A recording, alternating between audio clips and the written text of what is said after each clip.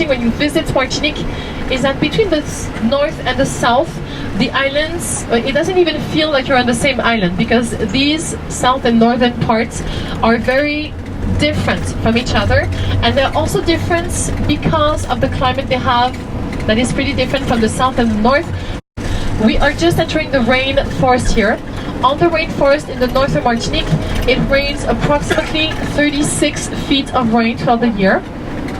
It rains here pretty much every day. It can be a little bit over lots, but you're going to have some rain here every day.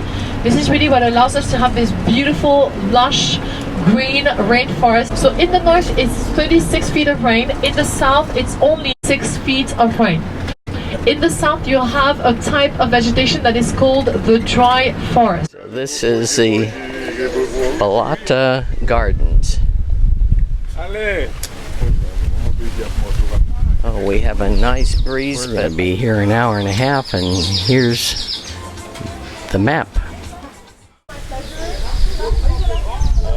Oh, it's so pleasant out here. Since 1986, it was built and created by a man named Jean-Philippe Toz. The house you're inside right now used to be his grandmother's house, so he grew up here until he was 7 years old, and at 7 he moved to Africa with his father. So he grew up, he was passionate about plants, trees and flowers, so he became a professional landscaper, and unfortunately his grandmother passed away. So his family asked him to come back to the house to clean it. Just imagine at that time a simple Creole house right here with around it nothing but pure and wild savanna. So he came back to clean it. One morning he opened up one of the windows and he had the vision really of what he wanted to create. This took him 30 years of his life. 30 years of hard work and passion to create what you're about to discover for the next hour, a little bit more than an hour. And Mr. Toz thought of himself not as a gardener, but as an artist, as an impressionist painter. So he created not a botanical garden, really much more of an ornamental garden, 5 different worlds. He wanted a lot of water, they need it all the time. So they use a hose, a trunk of a tree and other plants to grow on it.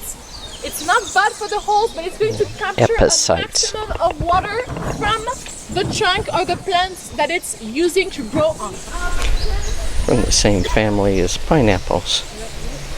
This is amazing. Look at these all growing off the sides of these old trunks. Strangler fig tree. Walking up to the top of the steps, we're going to watch. She was born, this fig tree and developed around is grown on top of a coconut palm tree. I just told you about the epiphyte family. The fig tree is part of the epiphyte family. Both of them are perfectly well and alive. It's just the fig tree has started to grow and to develop around the coconuts.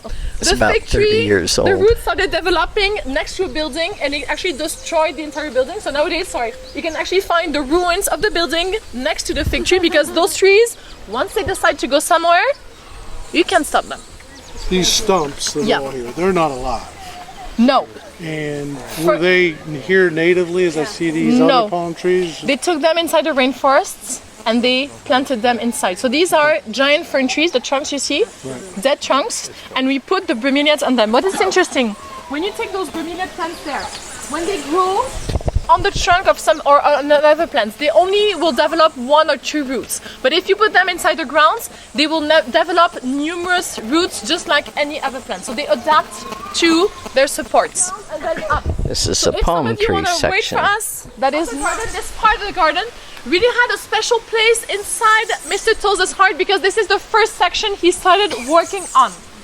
Inside the entire garden of Balata, you will find 55 different varieties of palm trees, and we call them palm trees, but these are actually giant plants. These are not technically trees.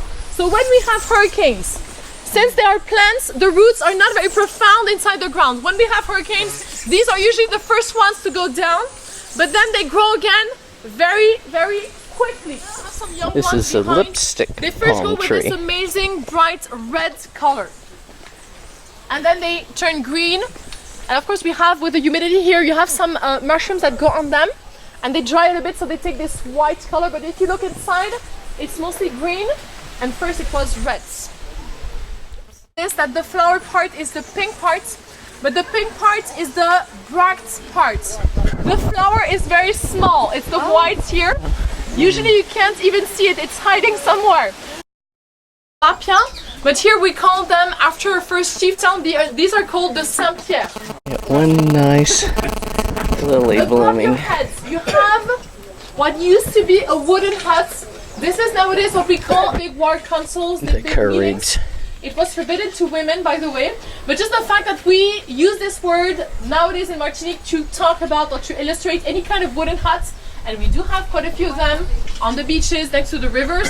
Once again, this shows you how much of an influence they still have over our culture.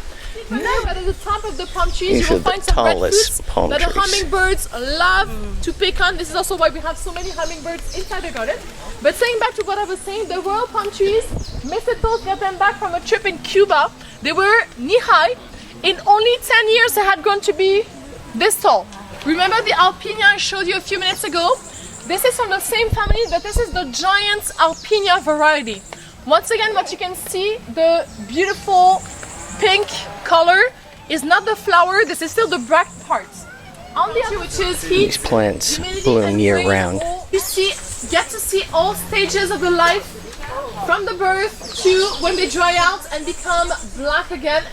That is the end of their life. So you have the pink variety, which was over there, and you have the red variety going down. Actually, these are pink again, and you have the It's a Japanese pond. trendy nowadays to have. I think we followed is the idea that man and nature should interact in a very peaceful and natural way. That is a big concert of frogs around here. It's very noisy, very, very noisy.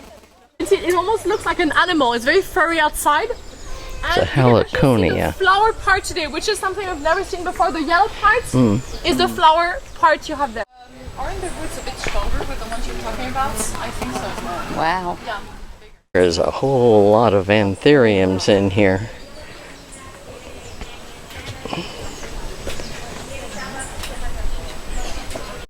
Tropical plant section. All this branch of plants here, this is called a balisier. We have thousands of them inside the rainforest. From the same family is a banana plant, and it's a banana plant. It is not a tree. The eatable banana, the flower is much bigger and it grows towards the ground. The decorative banana, the flower grows towards the sky. Of course, you can see some small fruits, but if you open them up, please don't, but if you did, you would not find anything inside except seeds. There's nothing to eat here. Some white anthuriums. Whereas this side where we are right here, next to the Caribbean coast, these are all the plants and trees and flowers that need a maximum of light and sun.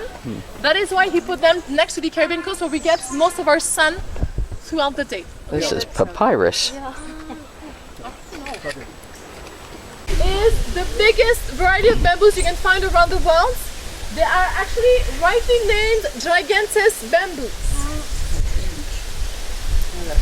Bamboos are grasses, not trees. We have another variety of bamboos inside the rainforest. These grow and spread all the time because, once again, of the tropical climate and also the huge amount of rain we have in the north. They spread of approximately 10 inches every 10 days. We have them growing all the time. We use the bamboos on the islands first to make some furniture for our homes. Also, we have some companies who are just starting to make entire houses only using those bamboos as well. Well, Stew on the suspension bridge.